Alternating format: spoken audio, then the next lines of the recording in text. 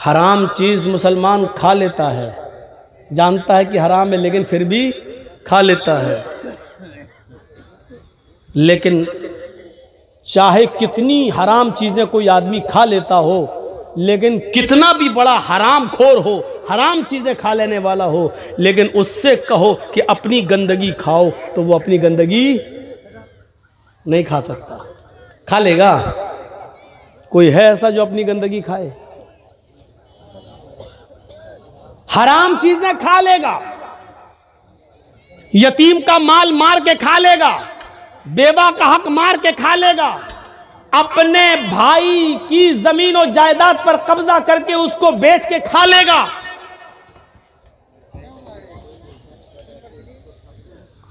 हमारी मां बहनें गलत काम करके अपना जिस्म बेचकर जो कमाई हासिल करें वो खा लें, खा सकती हैं। या हमारे नौजवान या हमारे माँ बाप अपनी बहन बेटियों को चकले खानों पर बिठाकर उनसे गलत काम कराएं और फिर उनकी कमाई वो खा लें, ये खा सकते हैं। लेकिन इतना गंदी कमाई खा जाने वाले भी वो अपनी गंदगी खाने के लिए कहो तो वो अपनी गंदगी कभी नहीं खा सकते।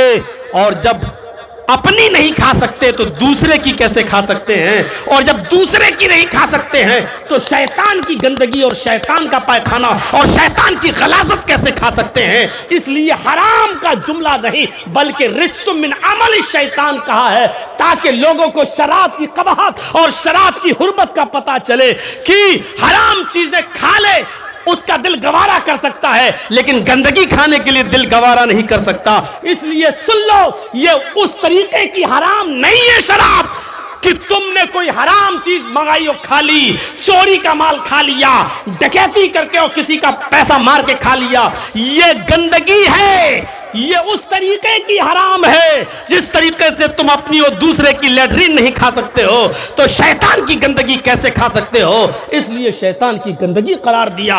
रिज्सुम मिन अमल शैतान, ये शैतान की गंदगी है। फजतनिबूहु, इससे बचो।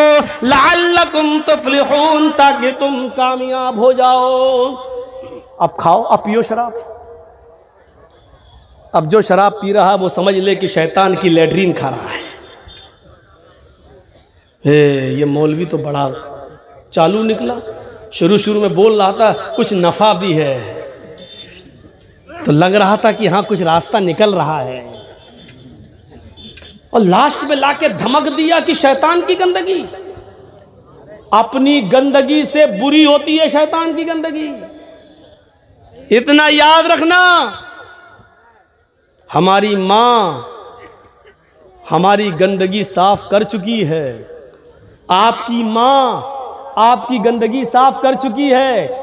अपनी गंदगी को भी नहीं कहा कि तुम्हारी गंदगी की तरह हराम है, क्योंकि अपनी गंदगी तो तुम खुद अपने हाथ से साफ कर लेते हो, इतना तुम्हारा दिल गवारा कर लेता है, लेकिन तुम अपने हाथ से दूसरे की गंदगी साफ नहीं कर सकते, दूसरे की गलाजत साफ नहीं कर सकते, क्योंकि तुम्हारा दिल और तुम्हारा ज़मीर आमादा नहीं होता।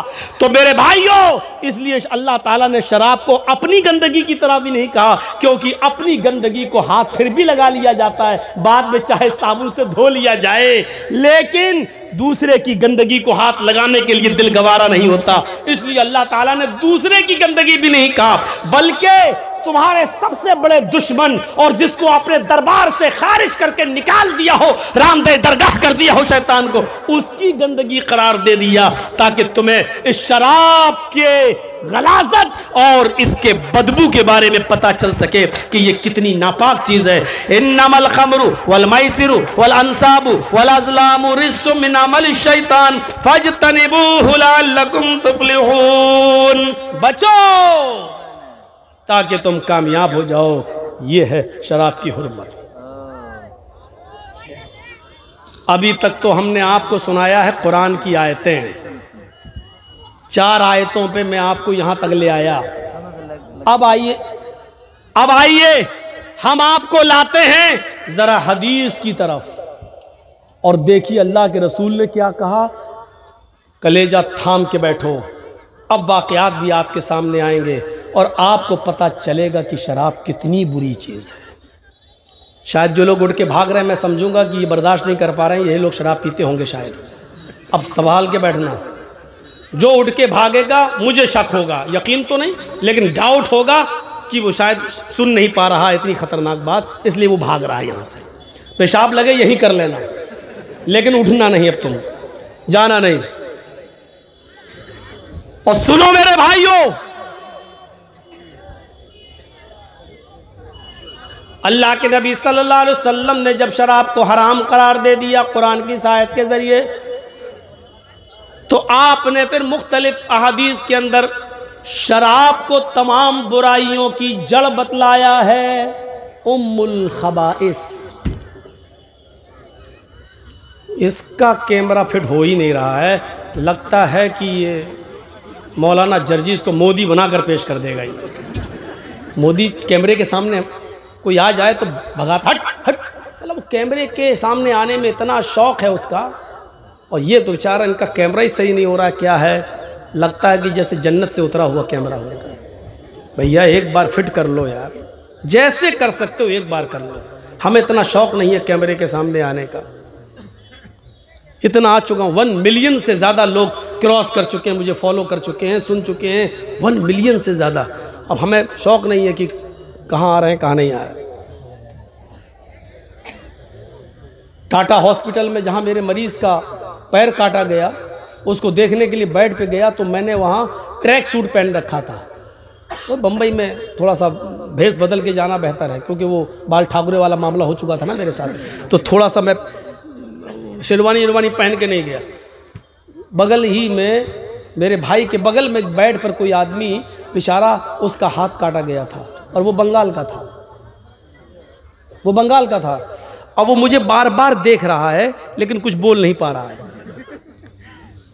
जब मैं वहाँ से अपने भाई को देखकर चला, क्योंकि एक ही आदमी को रहने देते हैं वहाँ पर, एक मरीज़ के साथ एक को, तो फिर मैंने कभी उसकी बेटी को कर देता था, कभी मैं चला जाता था। चला आया दूसरे दिन मैं कुछ फल फ्रूट लेके, तो जैसे ही मैं चला आया तो वो मेरे फुफेरे भाई से कहता है कि ये इनकी शक्ल देखी हुई लग रही थी, अभी जो आए थे। तो मेरा भाई बोला, अरे नहीं यार, यहाँ तो पहली बार आए, कहाँ से तुमने देख लिया, अल्लाह ना करे इस जगह कोई आए। तुम कुछ छुपा रहे हो। देखा मैं क्या छुपा रहा हूँ, तुम बताओ, तुम शक्ल देखी हुई दिख रही है, कहाँ देखी हुई दिख रही है, हम लोग तो इटावा के रहने वाले। है इटावा के यहाँ तुम्हें, वो कहता तुम इटावा के हो, कहाँ यार, मौलाना जर्जीस भी इटावा के। तो फिर मेरा भाई बोलता है कि हाँ तो ये वही तो थे मौलाना जर्जीस। तो कहा तो फिर क्यों बोल रहे हो आप, मैं कह रहा हूं कि इनकी शक्ल देखी हुई लग रही। अरे भाई तुमने थोड़ा मुसाफा करवा दिया होता मेरा। तो उन्होंने कहा इसमें कौन सी बुरी बात है, कल फिर आएंगे। दूसरे दिन फल फ्रूट लेके फिर मैं पहुंचा वहाँ, तो वो बेचारा हाथ कटा हुआ था उसका, उठा, कहता मौलाना साहब अस्सलाम वालेकुम। दायां हाथ कट गया उसका, बायां, तो बायां हाथ ही कह रहा, बस अस्सलाम वालेकुम। मैंने कहा वालेकुम अस्सलाम। मैंने कहा जी कहिए खैरियत, हमको पहचाना। हमने कहा भाई मैं कैसे पहचान लूं, मालदा का है, हम मालदा का। हम बोले अच्छा, मालदा तो हम गए हैं, हमारा गांव आया था, तू जलसा करने आया था। मैंने कहा यार ये तो सबके सामने तू करके बोल रहा है, तो मामला गड़बड़ लग रहा है। अब वहां तो सभी लोग ऐसे बैठे हुए हैं, अब सब तो बंगाल के नहीं है कि तू तलाक बर्दाश्त कर लें, वहाँ सब आप कह के बोलने वाले लोग भी थे। तू आया था हमारे बंगाल। अब मेरा भाई उसे कहता है सही से बोलो, तू करके बोल रहा। अरे कोई आदमी नज़र उठा के जल्दी नहीं देखता, तुम तू करके बोलो। अरे हमारी यहाँ की भाषा ही ऐसी है। अरे भाई मौलाना बुरा मत मानेगा, बुरा नहीं मानेगा, फिर भी मानेगा बोल रहा। हमने कहा जाने दो। हमने कहा अच्छा भाई कोई बात नहीं, हम यही सुनते हैं, बताओ क्या प्रॉब्लम थी। तो उसने अपनी दास्तान सुनाई। फिर बेचारा एक दूसरे दिन एक और आदमी मिल गया वहाँ, उसके 12 साल के बच्चे को ब्रेन ट्यूमर था, वो भी मालदा ही साइड का था, उस तरफ का। अल्लाह ताला उस जगह किसी को ना पहुँचाए, बड़ी बुरी जगह है। अल्लाह ताला सब जितने भी बीमार हो, मेरे भाई को भी और जितने बीमार हो, अल्लाह ताला उन सबको शिफाए कामला और आजिला अता फरमाए और उस जगह से नजात अता फरमाए।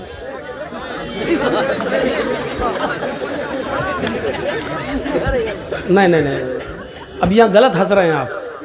वो आदमी थोड़े सा कैमरे में आना चाहता था, शोहरत है, कोई नाम चाहता था अपना कि जर्जीस की तरह मेरा भी नाम हो जाए, तो उसमें कोई बड़ी बात नहीं, ऐसे भी लोग होने चाहिए। अच्छा, आपके यहाँ कहीं पागल खाना है? यहाँ से कितनी दूर है? रांची में?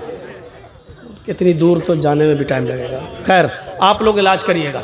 तो सुनिए मेरे भाइयों, फिर अल्लाह के नबी ने क्या फरमाया शराब के बारे में? उम्मुल खबाइस।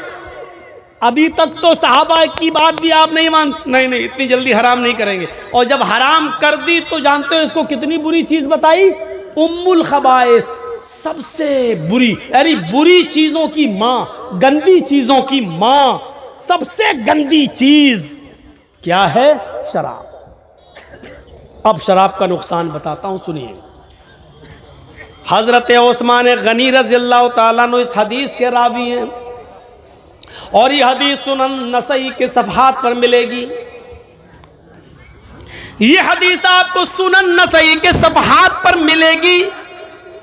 नबी अकरम सल्लल्लाहु अलैहि वसल्लम के दामाद ज़ुन्नूरैन हजरत रुक़ैया और उम्मे कुलसूम के शौहर हजरत उस्मान गनी हदीस के रावी हैं।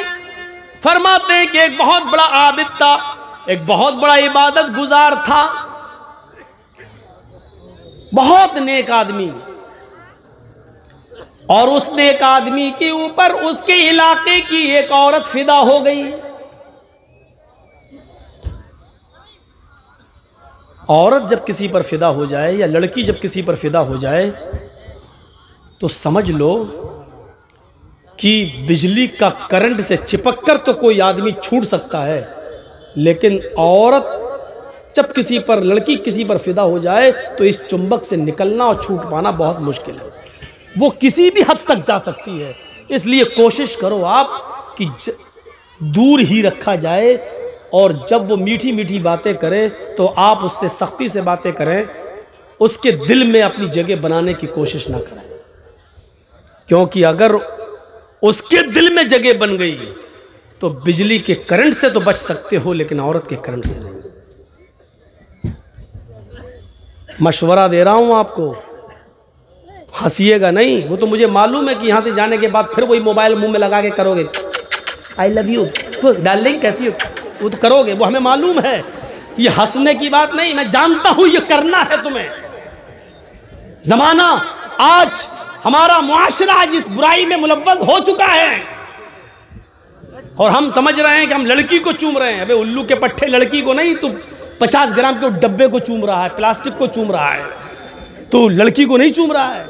ये तेरे दिमाग में शैतान ने जो खोपड़ी में भर दिया लड़की, अब वो भी कर रही है, वो भी कर रही है उधर से, लेकिन वो भी पागल है। और प्यार नाम है, जुनून नाम है, इसी का नाम तो जुनून है, पागलपन है। डब्बे को चूमने वाला भी समझ रहा है मैं लड़की को चूम रहा हूं, वो तो तुम्हें करना है। ये उस्मान गनी बहुत बड़ा आबिद, नेक, परहेजगार, बुजुर्ग। बुजुर्ग का मतलब ये नहीं बुढ़ा, बुजुर्ग का मतलब इल्म में, अमल में बुजुर्ग, नेक आदमी। और उसके इलाके की एक औरत इसके ऊपर फिदा हो गई। उस औरत ने अपनी लौंडी के जरिए उस आदमी को बुलवाया, इबादत गुजार को बुलवाया और कहा कि तुम्हें मेरी मालिकन, हमारी जो मालिका है वो तुम्हें बुला रही है, एक मामले में तुम्हारी गवाही चाहिए। जिस मामले की मैं गवाही चाहती है उसमें तुम गवाह थे, तुम वहां मौजूद थे, कोई मामला रहा होगा, उसकी गवाही चाहिए। ये बेचारा नेक आदमी था, इसने सोचा अगर मेरी गवाही से अगर किसी की जान बच जाए या मेरी गवाही से कोई मामला हल हो जाए तो इसमें बुराई क्या है, जबकि मैं वहां अगर गवाह रहा हूंगा तो सच्ची गवाही दूंगा। ये सोचकर ये चल दिया, ये सोचकर चल दिया। जैसी उस औरत का घर आया, लौंडी ने दरवाजा खोला, ये दरवाजे में घुस गया। इस लौंडी ने कहा मैं बाहर जा रही हूं। इसके बाद एक दरवाजा और आएगा, उस दरवाजे को भी खोल देना, अंदर से वो दरवाजा खुला है। फिर उसके बाद एक और दरवाजा आएगा, उस दरवाजे को भी खोल देना। 3 दरवाजों को खोलने के बाद चौथे दरवाजे को खोलोगे तो उस कमरे में हमारी मालिकन तुम्हें मिलेगी।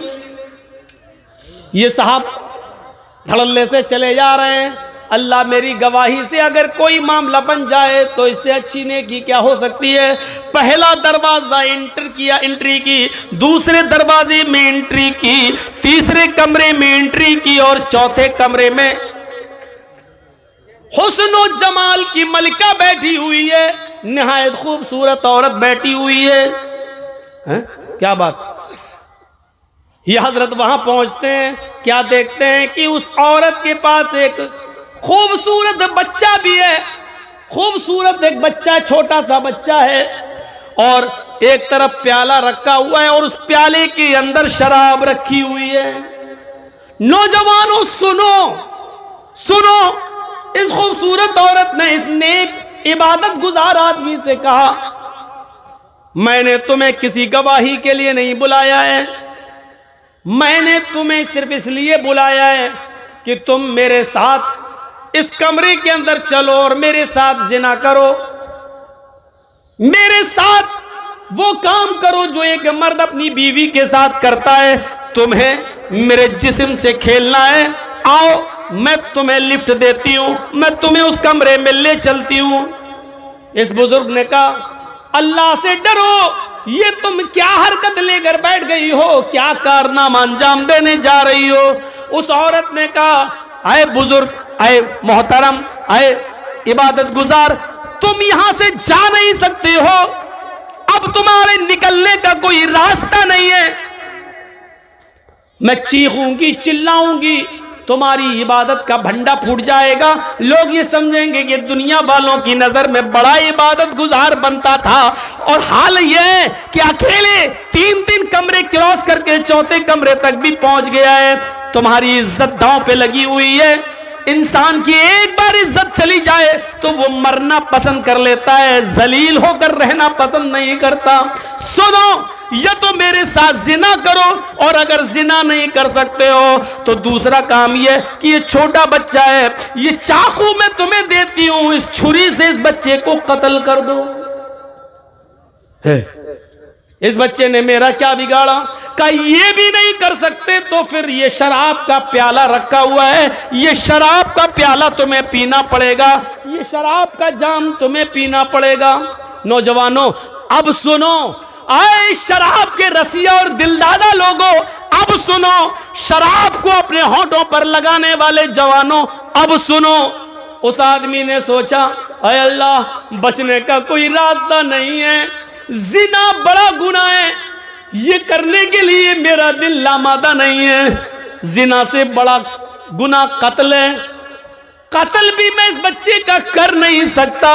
अय अल्लाह, शराब भी हराम है, लेकिन मजबूरी है मेरी, इसलिए कत्ल से और जिना से बचने के लिए मैं शराब पी लेता हूं, क्योंकि बचने का कोई रास्ता नहीं है। और इस औरत ने 3 कामों में से एक काम करने को कहा है, या तो जिना करो मेरे साथ, या इस बच्चे को कत्ल करो, या शराब पियो। अय अल्लाह, मेरी नजर में सबसे हल्की चीज ये है, कत्ल से भी हल्की और जिना से भी हल्की चीज ये है कि मैं शराब पी लूं। पहले भी तो जब शराब हराम नहीं हुई थी तो लोग पी लेते थे, चलो आज मैं शराब ही पी लेता हूं। उसने, अल्लाह तू जानता है ये मैं मजबूरी में पी रहा हूं, उसने ये कहा, और शराब का प्याला उठाया और उसने नोश कर लिया। जैसी उसने शराब पी, उस शराब के अंदर एक और नशे की अशिया मिली हुई थी, उसने शराब पी। शराब पीते ही गुनूद की तारी हो गई, जुनून उसके ऊपर तारी हो गया। उस शराब के नशे ने इसकी अकल जायल कर दी। उस औरत ने इसको छुरी दी और कहा, अब तुम्हें चिंता किस चीज की है, इस बच्चे को भी कत्ल कर दो। अकल काम नहीं कर रही है, शराब पी चुका है। शराबी आदमी तो अपनी माँ, अपनी बहन के सामने गंदी गंदी गंदी गालियां देता है। जब शराब पीकर घर में घुसता है तो बीवी को बीवी नहीं, माँ को माँ नहीं, बहन को बहन नहीं, बेटी को बेटी नहीं समझता। अभी इस बच्चे को बच्चा नहीं समझता है, छुरी उठाता है और उसने उस छुरी से उस बच्चे को भी काट दिया, उस बच्चे की गर्दन भी अलग कर दी, उसका भी कत्ल कर दिया। शराब के नशे में चूर था। उस औरत ने परफ्यूम लगा रखी थी, इस औरत ने फौरन इस आदमी को अपनी तरफ खींचा और अपने कपड़े उतार कर शराबी के भी कपड़े उतार दिए और शराब के नशे में इस आदमी ने उस औरत के साथ जिना भी कर लिया। मेरे प्यारे साथियों, इसके बाद क्या हुआ वो मेरी मौजू का हिस्सा नहीं है, बस ये बताना मेरा जरूरी था कि उसने शराब को हल्के में ले लिया और शराब पी ली, लेकिन अभी तक वो एक गुनाह नहीं करना चाहता था, लेकिन शराब के नशे में जब आया तो वो जिना भी कर लिया, शराब के नशे में जब आया तो उसने कत्ल भी कर दिया, शराब का और शराब भी पी ली, यानी एक गुनाह उससे करवाया जा रहा था लेकिन वो नहीं किया। लेकिन जब शराब पी लिया तो वो तीनों की तीनों गुनाह कर बैठा। मेरे भाइयों, अब आओ जनाबे मुहम्मदुर रसूलुल्लाह के उस फरमान पर जो आपने कभी फरमाया था, उम्मुल खबाइस, ये शराब तो तमाम गंदगियों की जड़ है, तमाम बुरी चीजों की जड़ है। इस आदमी को शराब ने कातिल भी बना दिया, शराब ने इसको जिनाकार भी बना दिया और शराब पी लिया था। मेरे प्यारे साथियों, ये शराब ऐसी चीज है जो अकल को खत्म कर देती है, बुजुर्गों का अदब व एहतराम निकाल देती है, मजहब को गाली देने पर मजबूर कर देती है। शराब वो नशा है जो इंसान को अल्लाह की प्यारी किताब कुरान को भी जमीन पर पटकने पर मजबूर कर देती है, इसलिए कि शराब जब अकल को खत्म कर देती है तो फिर इंसान ये नहीं देखता कि ये अल्लाह का कलाम है, ये कुरान है या क्या है। वो नमाजियों को भी गाली देता है, वो माँ को भी गाली देता है, वो बहन को भी गाली देता है, वो बेटी को भी गाली देता है। इसी किस्म का एक वाकया एक सहाबी के साथ पेश आया। हुर्मत शराब से पहले उन्होंने भी शराब पी रखी थी। जब शराब का नशा चढ़ा तो वो शराब के नशे में अपनी बीवी और बेटी में फर्क नहीं कर सके और अपनी बेटी को बीवी समझकर पकड़ लिया। फिर वो अंदर कमरे में ले जाने लगे। बेटी चीखी, अम्मी मुझे बचाओ। माँ ने बेटी की चीखती हुई आवाज सुनी, दौड़ती हुई आई, क्या देखती है कि मेरा हस्बैंड, मेरा शौहर मेरी बेटी को खींच कर कमरे में ले जा रहा है। वो गुस्से में आती है, अपनी बेटी का हाथ अपने शौहर के हाथ से छुड़ाती है, शौहर को धक्का देती है, कमरे में बंद कर देती है और अपनी बेटी को अपने शौहर के नाजायज हमले से बचाती है। काफी देर के बाद जब नशा उतरा तो सहाबी ने अपनी बीवी को खूब मारा।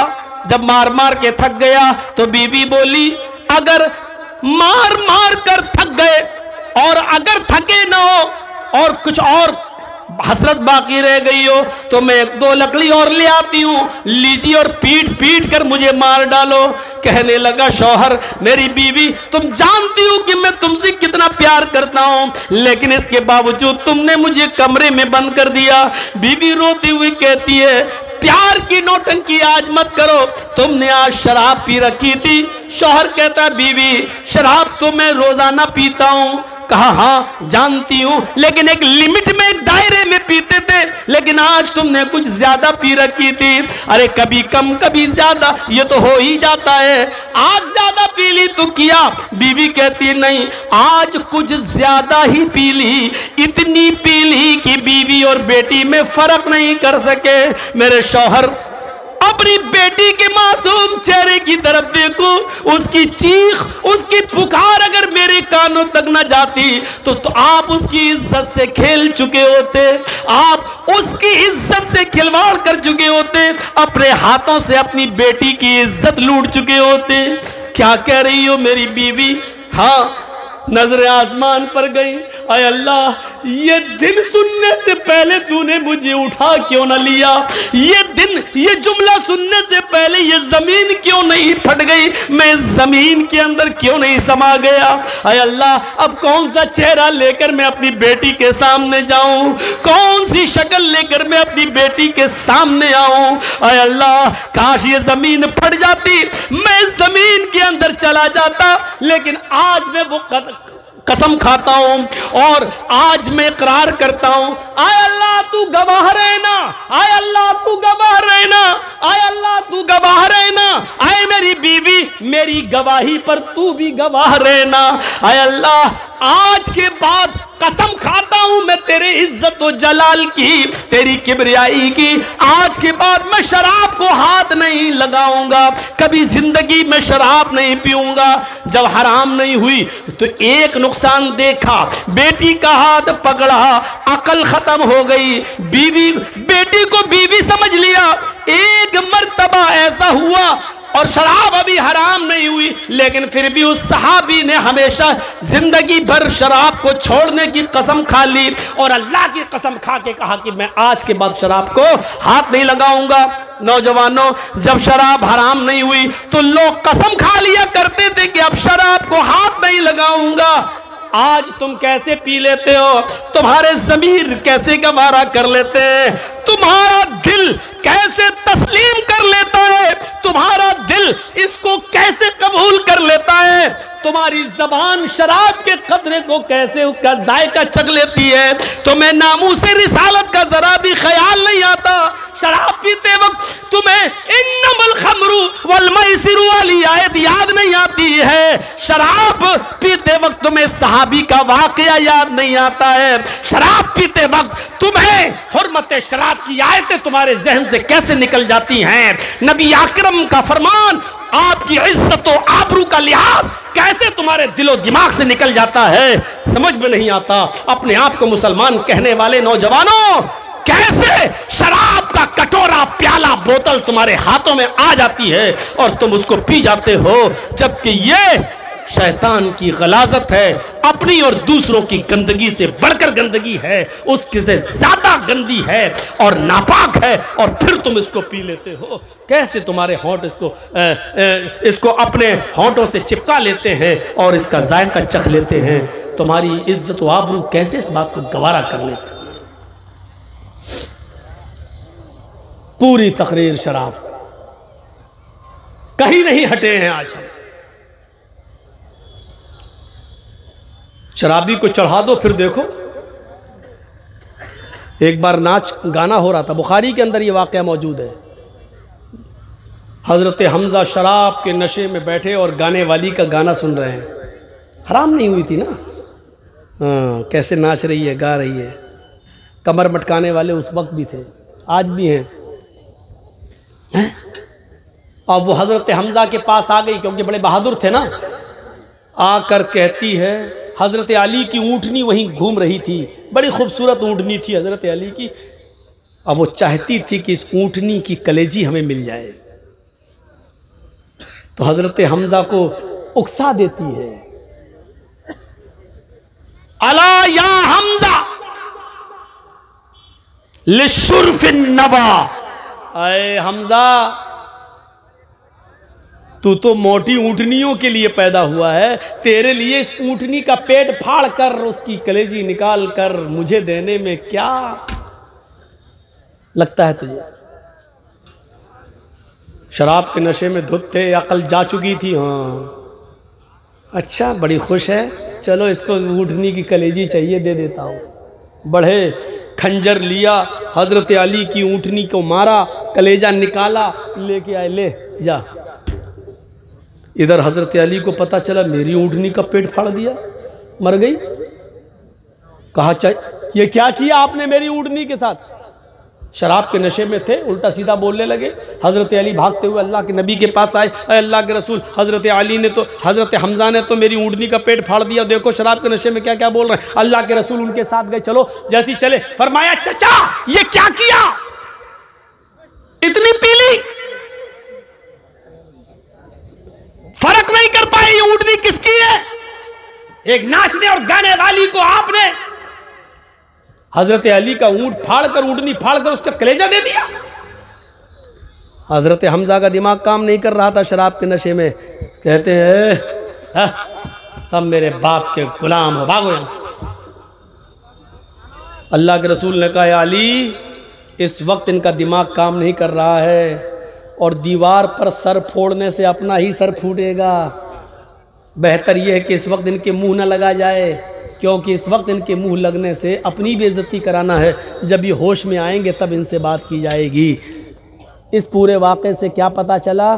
शराबी तारीफ़ पसंद हो जाता है, उसको चढ़ा दो तो किसी को कत्ल भी कर सकता है, किसी का माल भी चुरा सकता है, डाका भी डाल सकता है।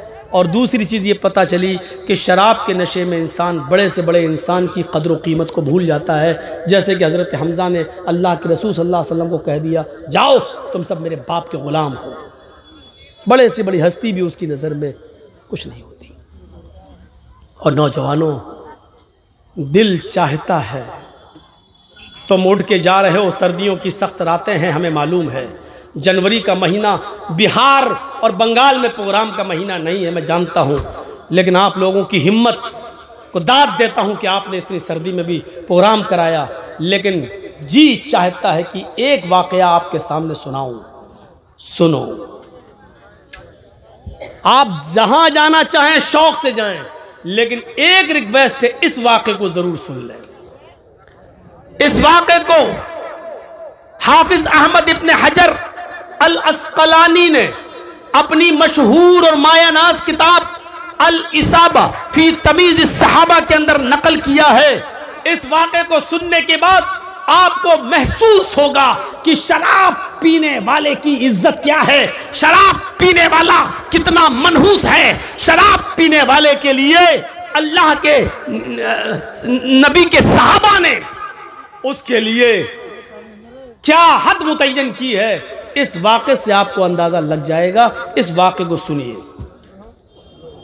अल्लाह के नबी ने जब शराब की हुर्मत का ऐलान कर दिया, उसके बाद आप 4-5 साल मदीने में रहे, शराब हराम हो गई। 4-5 साल मदीने में रहे, अल्लाह के नबी इस दुनिया से चल बसे। अब सुनिए, अल्लाह के नबी के इंतकाल के बाद कौन खलीफा बना?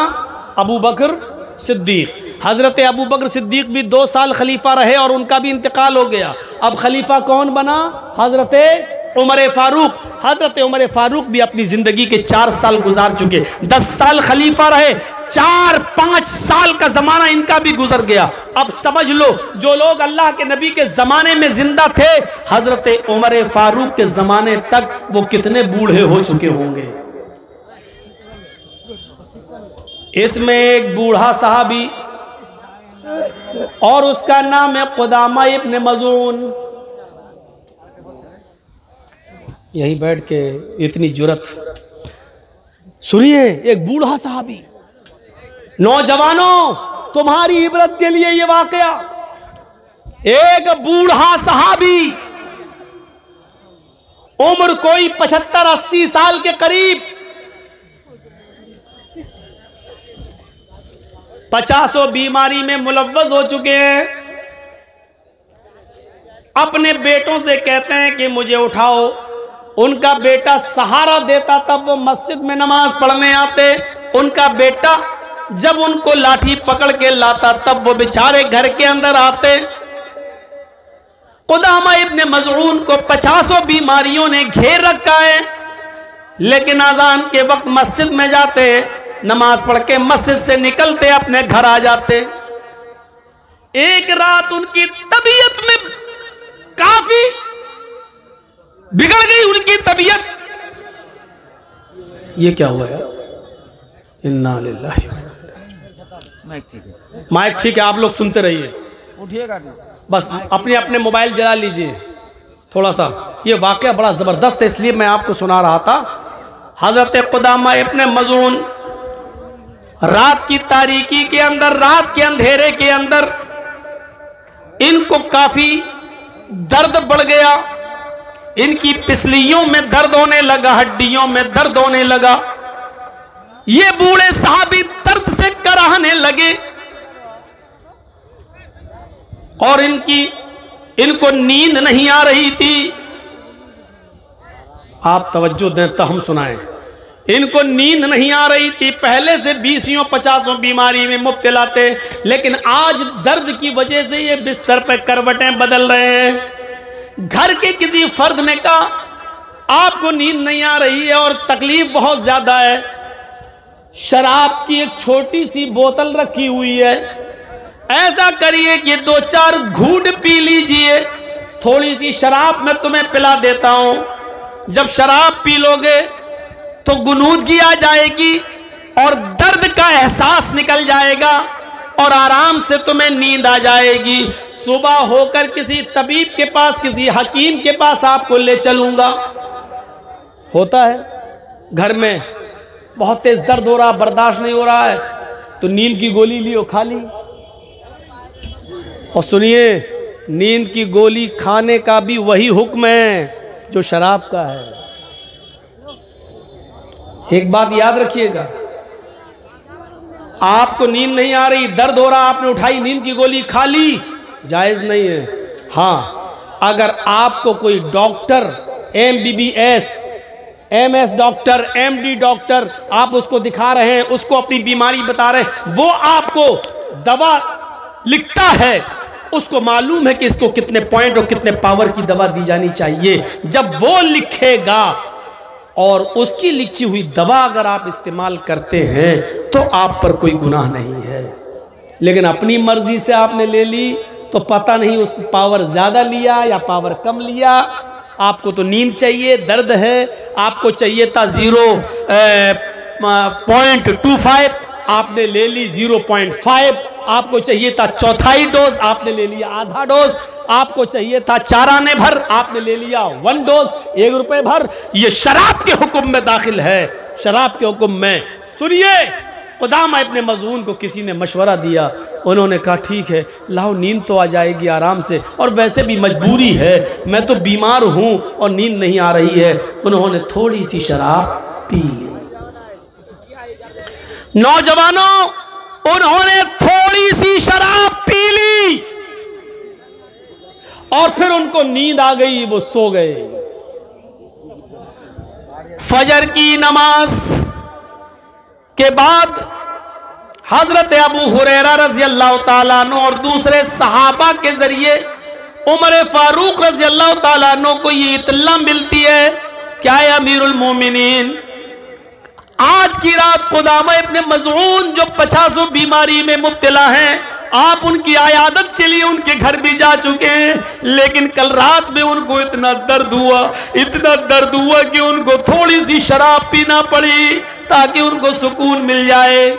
हजरत उमर ने कहा, क्या इस बात की तुम गवाही देते हो कि कल की रात में कुदामा इब्ने मज़ऊन ने थोड़ी सी शराब पी ली थी?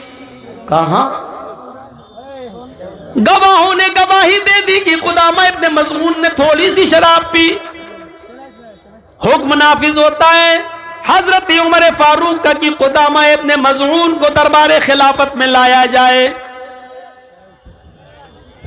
उनके बेटे कुदामा इब्ने मज़ऊन को अपने कांधों पर सहारा देते हैं और उनको पकड़ के लाते हैं, हजरत उमर फारूक के पास उनको खड़ा कर देते हैं। हजरत उमर फारूक अब डायरेक्ट सवाल करते हैं, शेख मोहतरम, मेरे बुजुर्ग मोहतरम, मेरे ही ऐसी खबर आई है कि कल की रात तुमने थोड़ी सी शराब पी रखी थी। हजरत कुदामा इब्ने मज़ऊन मुस्कुरा कर जवाब देते हैं, हाँ ऐ अमीरुल मोमिनीन, आपको तो मालूम ही है कि मुझे कितनी बीमारियां हैं और आपको यह भी मालूम है कि मैं अक्सर बीमार रहता हूं इस उम्र में। आप तो मेरी आयादत के लिए मेरे घर में भी आ चुके हैं और मेरी शिफा और सेहत के लिए दुआ भी कर चुके हैं। कल की रात मुझे बहुत सख्त दर्द हुआ, हकीम के पास जाना ये मेरे बस में नहीं था, रात को उठना, अंधेरे में जाना और ठोकर खा के कहीं गिर जाना ये मेरे बस में नहीं था, इसलिए मैंने बहालत मजबूरी, हद दर्जा मजबूरी, मैंने थोड़ी सी शराब के सिर्फ 3 या 4 घूंट मैंने पी लिए ताकि मुझे सुकून से नींद आ जाए, मैं आराम से सो जाऊं। अमीरुल मोमिनीन, मैं शराबी नहीं हूं, बस रात में सुकून के साथ सोने के लिए मैंने थोड़ी सी शराब पी ली। हजरत उमर फारूक की आंखों में आंसू आ गए और रोते हुए कहते हैं, कुदामा इब्ने मज़ऊन, अफसोस है कि तुमने मेरे सामने भी सच्चाई का एतराफ कर लिया और हमारे सामने हद नाफिज करने के अलावा कोई चारेकार नहीं है। आए कुदामा इब्ने मज़ऊन, हमारे और तुम्हारे नबी जनाब मोहम्मद रसूलुल्लाह ने शराब का एक घूंट ही क्यों न किसी ने पिया हो, उस पर 40 दुर्रे 40 कोड़े मारने की हद जारी की है। लिहाजा आए कुदामा इब्ने मज़ऊन, मुझे तुम्हारे ऊपर 40 कोड़े मारना पड़ेंगे, 40 कोड़ों की सजा तुम्हें देना पड़ेगी। कुदामा इब्ने मज़ऊन कहते हैं, अमीरुल मोमिनीन, क्या आपको मेरी मजबूरी नहीं दिखाई दे रही है? मैंने शौक से ये शराब नहीं पी है, मैं 50 बीमारी में मुब्तला हूं और मैं आपको कह रहा हूं, कल इतनी तेज मेरे दर्द हुआ, जब बर्दाश्त से बाहर हो गए बूढ़े आदमी के लिए, तो मुझे मशवरा दिया तो थोड़ी सी शराब मैंने पी ली ताकि सुकून से नींद आ जाए। हजरत उमर फारूक कहते हैं, आए कुदामा, तुम ठीक कह रहे हो, लेकिन मेरे सामने ऐसी कोई हदीस नहीं है, ऐसा कोई वाकया नहीं है।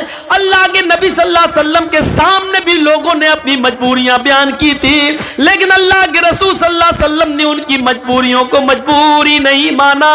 मजबूरी में भी शराब पीने वालों को कोड़े लगाए हैं। हमें कोई ऐसा मंजर नहीं मिलता कि किसी के सामने शराब की मजबूरी बताई गई हो अल्लाह के नबी के सामने और अल्लाह के नबी ने उसकी मजबूरी छोड़कर, सुनकर उसको छोड़ दिया हो और कोड़े न मारे हो। मेरे सामने ऐसा कोई वाकया नहीं है।